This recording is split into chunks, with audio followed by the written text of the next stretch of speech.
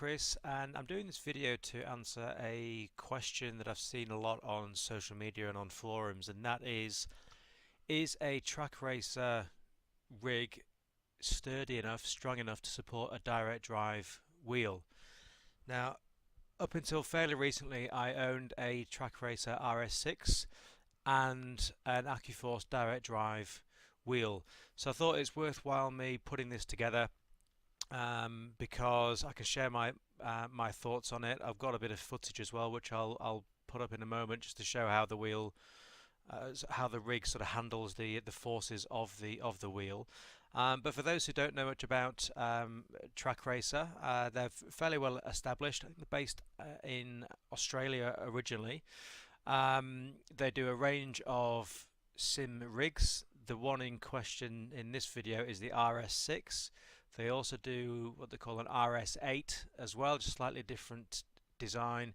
They do monitor stands, so standalone single monitor to triple monitor stands. In fact, I actually had a Track Racer triple monitor stand with my rig as well, which was pretty cool. But they're a company that I really like because they've got a good product. They offer a great service, or at least they have done with me. So I can only I can only really share that. They also are a business that really listen to feedback of their consumers, which I think is really important. They're always working to bring out new products. I know that in the background at Track Racer, they're working on things like motion rigs, base shaker kits.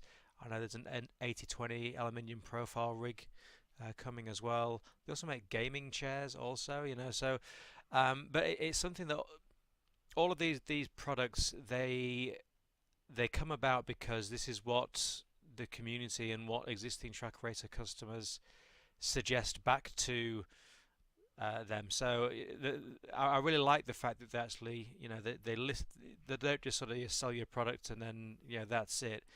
They're really on board any feedback around how the product can be improved, and you'll see with the simulator rigs in particular a number of different evolutions of that. For example, the Track Racer RS8, the alternative to this one, I think is in its 6th generation, so it's gone through 6 evolutions before the model that you see now. This is the RS6 Mark 1, and since I got this, the now is a Mark 2 as well, which I'll explain a little bit about.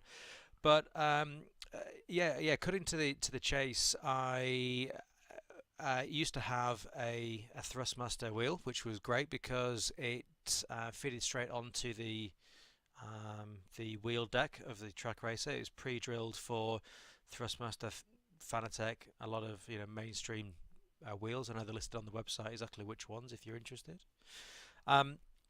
And when I got more and more into racing, I decided that I wanted to upgrade to a direct drive wheel, and I picked up an AccuForce V1.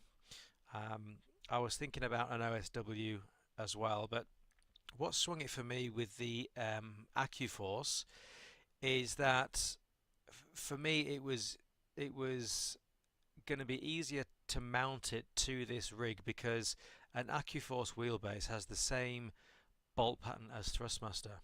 So any rig that is drilled for a Thrustmaster wheelbase, an AccuForce will go straight on. It shares the same bolt pattern, so it's easy. With an OSW wheel, the wheel deck, in all honesty, I think it's too small as is to mount a direct drive, an OSW direct drive motor, so like a small Meja or something like that. The wheel deck is too small. You would need to modify it somewhat before that could happen. But with the AccuForce, I knew it would go straight on, so I thought, I'll buy that. I can stick it straight onto the sim, and we can see how we go. And in all honesty, it's been great. I used the AccuForce with the Track Racer rig for a good 6 months. I never had any issues with it or anything like that. I raced in VR. I think pretty much all the time that I was during that stage, because this was probably, let me think now. It was probably early part of this year, 2018, when I had this sim rig and wheel combination, and at that time I was racing in virtual reality a lot, so I didn't actually see what was going on with any flexing or anything like that of the wheel, because of course I had the headset on. But I recorded this video footage, and you can see a little bit more about how the wheel handles. So let me roll that for you just now.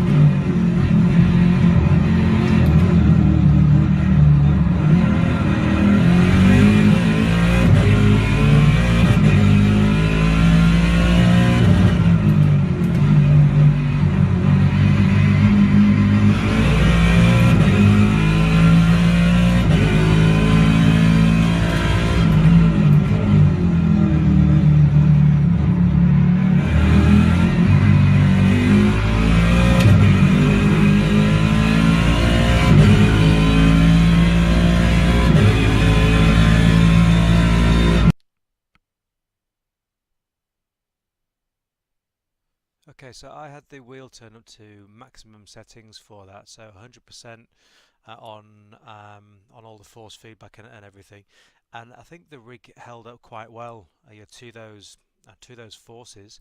You can see in the picture here that the wheel deck support has one supporting arm itself coming off it. Now this is the RS6 Mark 1. There is a Mark II, and there's a picture of it just here. So as you can see, they've now got two support bars for the wheel mounting brace, which is going to help strengthen that, and they've also completely redesigned the wheel deck itself, so that's going to be a lot stronger as well. So personally, I wouldn't have any qualms thinking about buying this rig, certainly not in the Mark II form if you're looking at a direct drive wheel. Certainly, 80/20 aluminium is always going to be the way to go, but if you don't want one of those for whatever reason, maybe you don't like the look of it, you want something that looks a bit sleeker, maybe like this, then this will do the job. The only thing that I would say to bear in mind is, unless you're looking for an AccuForce, because like I said before, an AccuForce will bolt straight on because it's already pre-drilled for it, on the basis that it's the same as a Thrustmaster. If you've got an AccuForce, or you're thinking of getting an AccuForce for this, then yep, cool. If you're going to go down the OSW route, just think about how you're going to mount that. You will need to do some modifications, but it's that. That's it for this little video. Again, any questions, feel free to drop them in the comments, shoot me a message or whatever, and I'll come back to those as soon as I can. But in the meantime, thank you for watching. I'll see you next time.